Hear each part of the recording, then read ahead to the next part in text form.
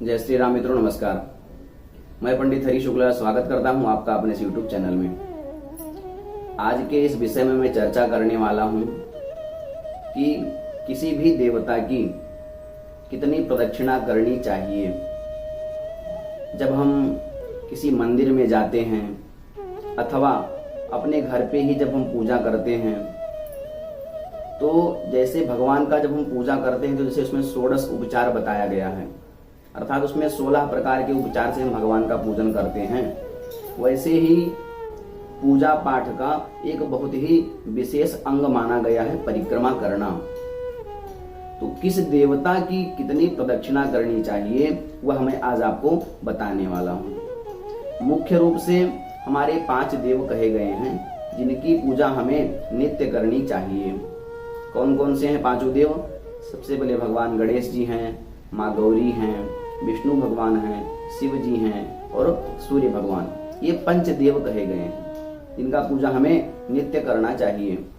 तो इन सारे देवताओं का प्रदक्षिणा कितना करना चाहिए? जब आप किसी देवालय में जाते हैं, मंदिर में, तो कोई मंदिर भगवान शिव की रहती है, कोई माता जी की रहती है, कोई राधा कृष्ण की रहती है। तो हम पूजा करने के बाद में सबसे बाद में हम परिक्रमा करते हैं। तो वहां पे हमें पता नहीं होता है कि किस देवता की कितनी परिक्रमा लगानी है। वही आज मैं आपको इस वीडियो के माध्यम से समझाने वाला हूं कि किस देवता की कितनी प्रदक्षिणा करें। शास्त्र में इसका भी नियम बताया गया है। किस देवता की कितनी प्रदक्षिणा करनी चाहिए यह मैं आपको बता रहा हूं। उससे पहले यह जान लीजिए कि प्रदक्षिणा का क्या महत्व है, प्रदक्षिणा करने का क्या फल प्राप्त होता है। तो ऐसा अपने शास्त्रों में आया है, जब हम परिक्रमा के लिए एक एक पग अपना आगे बढ़ाते हैं तो हमारे कई जन्म जन्मांतर के जो हमारे पाप होते हैं वह नष्ट हो जाते हैं। इतना बड़ा महत्व बताया गया है परिक्रमा करने का। तो आइए पहले मैं आपके सामने शास्त्र प्रमाण प्रस्तुत करता हूँ किस देवता का कितनी परिक्रमा करनी चाहिए। बताया गया है, एका चंड्या रवे शब्द तिस्रः कार्या विनायके हरेश्चतस्रः कर्तव्या शिवस्यार्थ प्रदक्षिणा। जब आप किसी माता जी के मंदिर में जाते हैं तो पूजा करने के बाद में उनकी एक प्रदक्षिणा करनी चाहिए, जो नियम है। यदि आपके पास समय है तो आप 108 भी कर सकते हैं, लेकिन जो शास्त्र में नियम बताया गया है कि आप थोड़े समय के लिए गए और आपको पूजा करके तुरंत निकलना है, तो उनका एक प्रदक्षिणा करना चाहिए। आप माता जी की एक प्रदक्षिणा करिए और उनको प्रणाम करके आप वहां से आशीर्वाद लेके निकल सकते हैं। और परिक्रमा करते समय जिस भी देवता का हम परिक्रमा करते हैं उसका मनन करते रहना चाहिए। उनका यदि आपको मंत्र आता है, बीज मंत्र आता है, तो उस मंत्र का जप करते रहिए, उनका चिंतन करते रहिए और अपने प्रदक्षिणा को पूरा कर सकते हैं। यदि आप भगवान सूर्य को नित्य अर्घ्य प्रदान करते हैं, उस समय यदि आप घूम के उसी जगह पे परिक्रमा करते हैं, तो भगवान सूर्य की 7 प्रदक्षिणा बताई गई है। भगवान सूर्य की उपासना करने के बाद में 7 प्रदक्षिणा भगवान सूर्य की जाती है।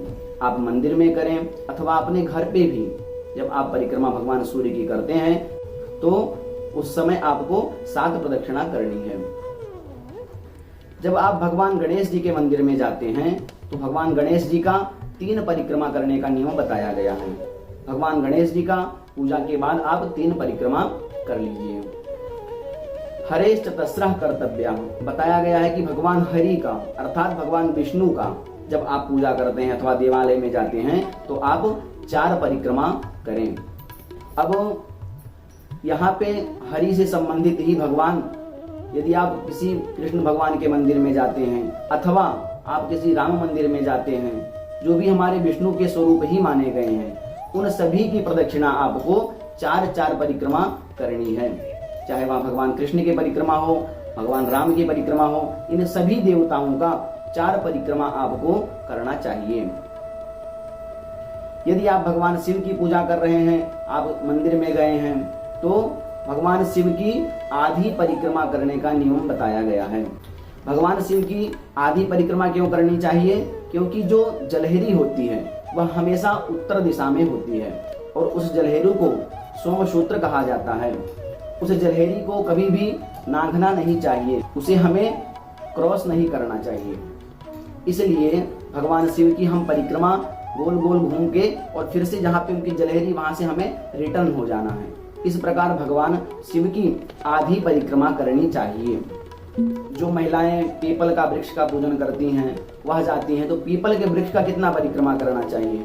ऐसे तो पीपल के वृक्ष का 108 परिक्रमा बताया गया है, लेकिन कई जगह शास्त्रों में, जैसे मैंने आपको पहले बताया कि यदि समय नहीं है तो पीपल का 7 परिक्रमा आप कर सकते हैं। आप पूजा करिए, फिर 7 परिक्रमा करिए। यदि समय है तो आप 108 भी कर सकते हैं, नहीं तो 7 परिक्रमा कर लीजिए। पीपल के वृक्ष की 7 परिक्रमा करनी चाहिए। ऐसे ही अलग अलग देवी देवताओं का परिक्रमा का नियम बताया गया है। जैसे हनुमान जी की 3 परिक्रमा करनी चाहिए। ऐसे ही जिस देवता का आपको पता ना हो कि इनकी कितनी प्रदक्षिणा करनी चाहिए, उनकी आप 1, 3, 5, 7 इन संख्या में प्रदक्षिणा कर सकते हैं। परिक्रमा से जुड़े कुछ और नियमों को जान लीजिए।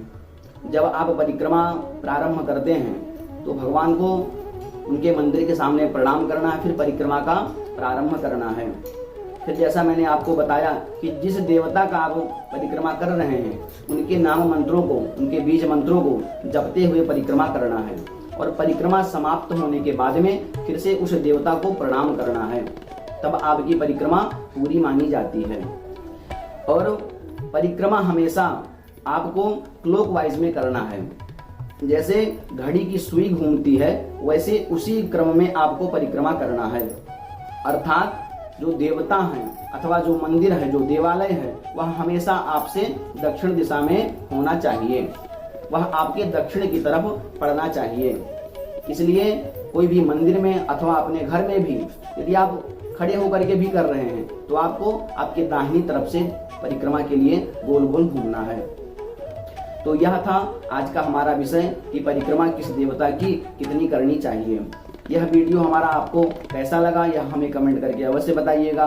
और यदि आप कुछ अलग विषय पे वीडियो चाहते हैं तो वह भी हमें आप कमेंट करके बता सकते हैं, उस विषय पे वीडियो बनाया जाएगा।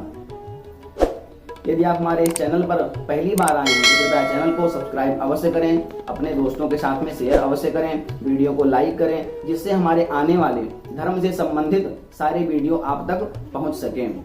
इसी के साथ मैं अपनी वाणी को विराम देता हूं। जय श्री राम।